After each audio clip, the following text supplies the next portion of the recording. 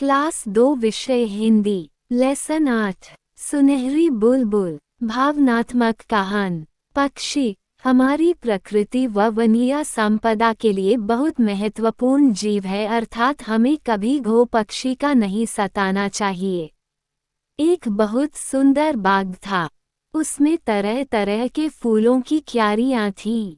नींबू, आंवला, आम, जामुन और सेब के पेड़ थे। आम के पेड़ पर बुलबुल के जोड़े ने अपना घोंसला बना रखा था। पेड़ को बुलबुल का वहां रहना बहुत अच्छा लगता था। अपने पत्ते हिला हिलाकर वह बुलबुल से मीठी मीठी बातें करता और उनकी हंसी खुशी में खुश होता। जब बुलबुल का जोड़ा दाना चुगने जाता तो पेड़ ही अंडों की देखभाल करता। धूप और बरसात से बचाने के लिए उन पर अपने पत्तों से छाया करता। एक दिन अंडे में से एक नन्ही प्यारी सी सुनहरी बुलबुल निकली, जो अन्य बुलबुलों से अलग थी। उसकी आवाज सुनकर पेड़ खुश हो गया। उसने ये खबर बाग के दूसरे पेड़ पौधों को दी। सब प्रसन्न थे। चिड़ियां चहकने लगीं।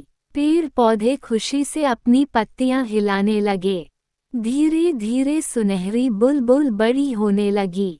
वह फुदक फुदक कर सारे बाग में नाचती और गाती। सभी उसे बहुत प्यार करते। एक दिन सुनहरी बुलबुल के माता पिता दाना चुगने गए तो वे शाम को घर नहीं लौटे। सुनहरी बुलबुल घबरा गई। पेड़ ने कहा, घबराओ मत, वे अभी आ जाएंगे। पर वे नहीं आए। रात हो गई। बुलबुल रोने लगी। बुलबुल के साथ बगीचे के सभी पेड़ परेशान हो उठे।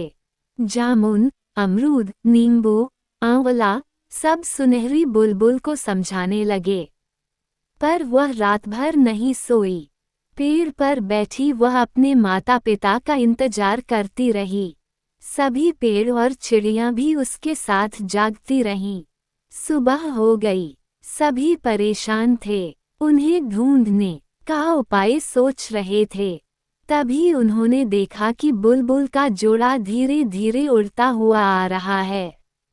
पूरे बगीचे में खुशी छा गई। सुनहरी बुलबुल माँ के गले लगकर खूब रोई। ये खुशी के आंसू थे। माँ ने बताया, कल एक लड़के ने मुझे पत्थर मार दिया। मेरे पंख में चोट लग गई, फिर भी मैंने हिम्मत से काम लिया। किसी तरह उड़कर मैं पास ही नीम की डाल पर बैठ गई।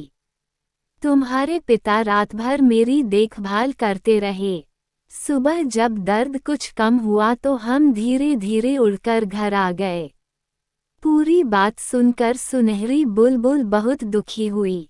बच्चों, सुनहरी बुलबुल के दुख से आप भी दुखी हुए होंगे, इसलिए कभी भी किसी पक्षी को मत सताना।